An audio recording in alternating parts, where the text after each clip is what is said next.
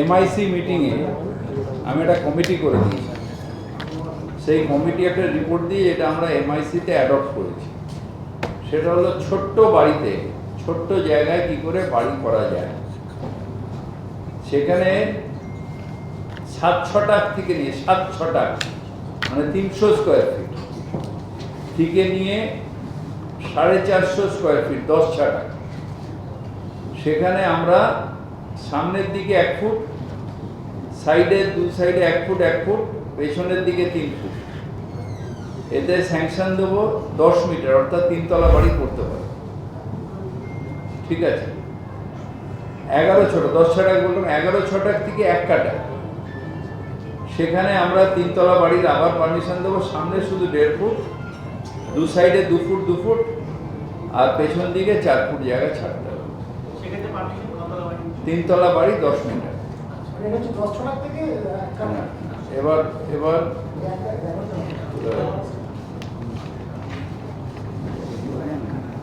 এবার 1 কাটার থেকে 2 কাটা, সেখানে আমরা ফ্রন্টে 60 মিটার 0.60 মিটার, 2 সাইডে 70 মিটার, আর রেয়ারে 1.5 মিটার। এখানে 1 কাটার থেকে 2 কাটা, ওটা 1 কাটা অবধি ওখানে দিলাম। সেখানে আমরা স্টেয়ার কেসের উইথটাও কমিয়ে দিয়েছি, ডাব্লিউসিও কমিয়ে দিয়েছি। ওখানে আমরা 3 তলা স্যাংশন দেবো, তাই তো? ভুল হলে বলবেন। এবার 3 কাটা অবধি আমরা 75 মিটার এক সাইডে 0.7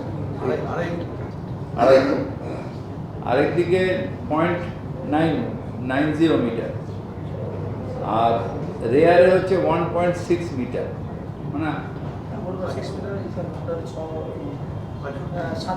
এখানে আমরা 4 তলা 3 তলা অবধি আমরা সব স্যাংশন দেবো। এটা এমআইসি মিটিংয়ে আমাদের অ্যাপ্রুভাল হয়েছে। এলবিএসরা জমা দেবে, ইউডিপিতেই জমা দেবে। 15 দিনের মধ্যে পারমিশন হবে।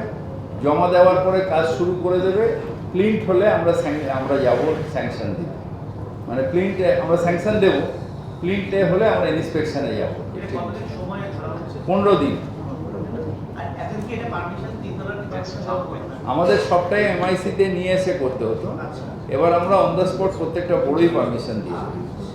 ঠিক আছে, আমাদের যারা বস্তিতে বা কলোনিতে যারা অলরেডি বাড়ি করে ফেলেছে, তাদের ক্ষেত্রে একটা রেগুলেশন ফিস ছিল প্রায় 3,27,000 টাকা, মানে মোটামুটি একটা 3 কাটা জমির। সেই ফিসটা কমিয়ে আমরা করলাম 42,000 টাকা।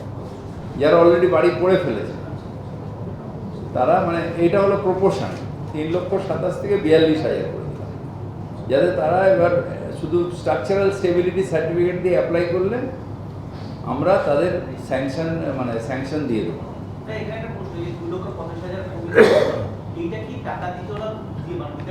দিতে পারছে না বস্তির লোক, যারা ধরুন ছোট বাড়ি করে ফেলেছে, কলোনির লোক একটা 3 তলা বাড়ি করে ফেলেছে, যারা দিতে পারছে না তাদের ক্ষেত্রে এটা আমরা করে দিই। কলোনি এবং বস্তি, not Calcutta, not Shakespeare Sarani, not Chetla central road, উত্তরণ এবং কলোনি এলাকা। ঠিক আছে, স্ট্রাকচারাল স্টেবিলিটি রিপোর্ট সাথে দিতেই হবে। আর নন কমার্শিয়াল, এই না যে হোটেল করলে তারপরে ওইটা হলে তা। প্রমোটিংও আমরা করছি না, কারণ লোকে প্রমোটিং পেছন দিক দিয়ে করে ফেললো, যাই না, মানে মালিককে অ্যাপ্লাই করতে হবে। আমি আমার নিজের বাড়ি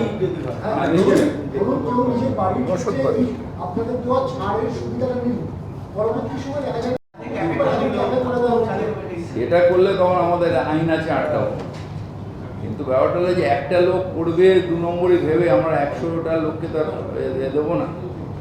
আরেকটা জিনিস হচ্ছে প্রত্যেকটা বাড়ি যেগুলো আন্ডার কনস্ট্রাকশন, সেই বাড়ির ওপরে ফ্রেম করে এলবিএস এর নাম, কত তলা, কত স্কোয়ার ফিট স্যাংশন, এটা ডিসপ্লে মাস্ট। যদি ডিসপ্লে না থাকে তাহলে আমরা ধরে নেবো ওটা ইলিগাল কনস্ট্রাকশন, আমরা স্টপ ফর নোটিস সব জায়গায় থ্রু আউট ক্যালকাটা সব জায়গায়। এখন থেকে ওনাকে বলে দিলাম, প্ল্যানেও দিয়ে দেবে, সার্কুলারও করে দেবে, সব এলপিএসকে ডেকে বলে দেবে, সব আর্কিটেক্টকে বলে দেবে। আর্কিটেক্টের নাম, প্রিমিসেস নাম্বার, বস্তি মানে বস্তি বলছি উত্তরণ না, যে কোনো জায়গা উত্তরণে যদি ইলিগাল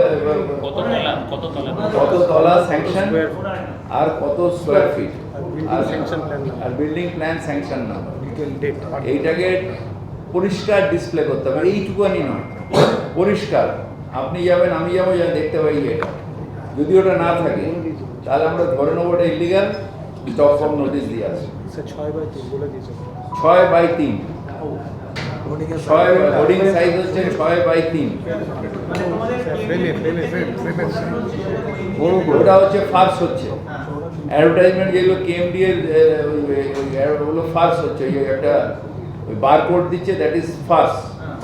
ওটা আমি বলেছি আইন বাঁচানোর জন্য এনারা করছেন, ওটা ফার্স করছে, ওটা কোনো কাজে আসছে না। ওটা ইলিগাল লিগাল, তুমিও ধরতে পারো, আমিও পারবো,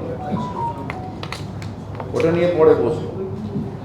সেকেন্ড হচ্ছে পলিউশন না থাকলেও আমরা কিন্তু স্টপ ফর নোটিস দিয়ে দেবো, মানে পলিউশন লেভেল যেখানে 20,000 স্কোয়ার ফিটের বেশি, সেখানে পলিউশনটাকেও লিখতে হবে, যেটা পলিউশন সার্টিফাইড বড় প্রজেক্ট। হ্যাঁ, যেগুলো বড় প্রজেক্ট 20,000 উপরে করে, যেটা পলিউশন লাগে না, কত তো লাগে পলিউশন 20,000 স্কোয়ার ফিটের উপরে যাতে সেখানে পলিউশনের যেটা সেটাও লিখতে হবে বড় প্রজেক্টের। আর ছোট প্রজেক্টে পলিউশন লাগে না, ও সরি 20,000 স্কোয়ার মিটার, 20,000 স্কোয়ার মিটারের উপরে পলিউশন লাগে। যে প্রজেক্টগুলো 20,000 স্কোয়ার মিটার উপরে লেখা থাকবে তাহলে সেখানে পলিউশনেরটাও মেনশন করতে হবে।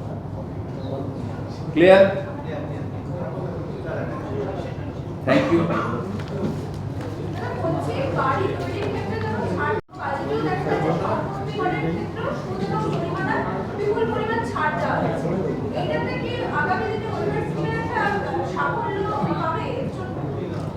এটাতে যেরকম মানুষের সুবিধা হবে, তেমনি মানুষ আইন মেনে চলে।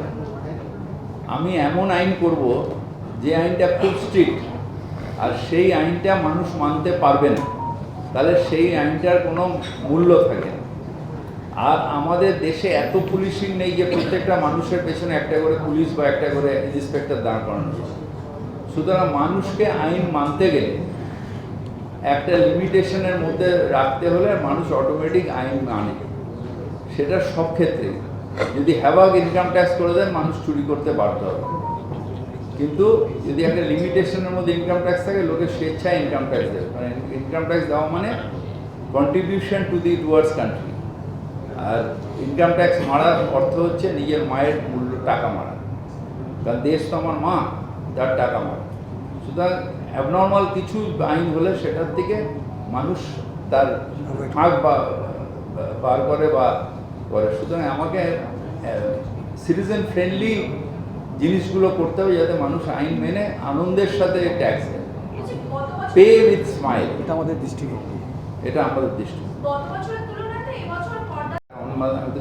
বাজেটে বললাম 20,000 বেড়েছে। এটা আমাদের উইদাউট অ্যাসেসমেন্ট পুরোটাই বাড়া উচিত। কর বাড়িয়ে যেন আমাদের ইনকাম ট্যাক্সে 6% লোক দেয় সারা ভারতবর্ষে, তাদের ওপরেই চাপিয়ে যাচ্ছে, এটা ভুল। আমাদের নেটওয়ার্কটাকে বাড়াতে, তাতে কি হবে, আমাদের অল্প অল্প করে সবাই দিলে বিন্দু বিন্দু জল গড়ে তোলে সাগর, সিন্ধু। তাহলে আমাদের এই বিন্দু বিন্দু জল কালেকশন। Thank you. বাংলা হান্টের আরও খবর দেখতে নজর রাখুন। বাংলা খবর মানেই বাংলা হান্ট।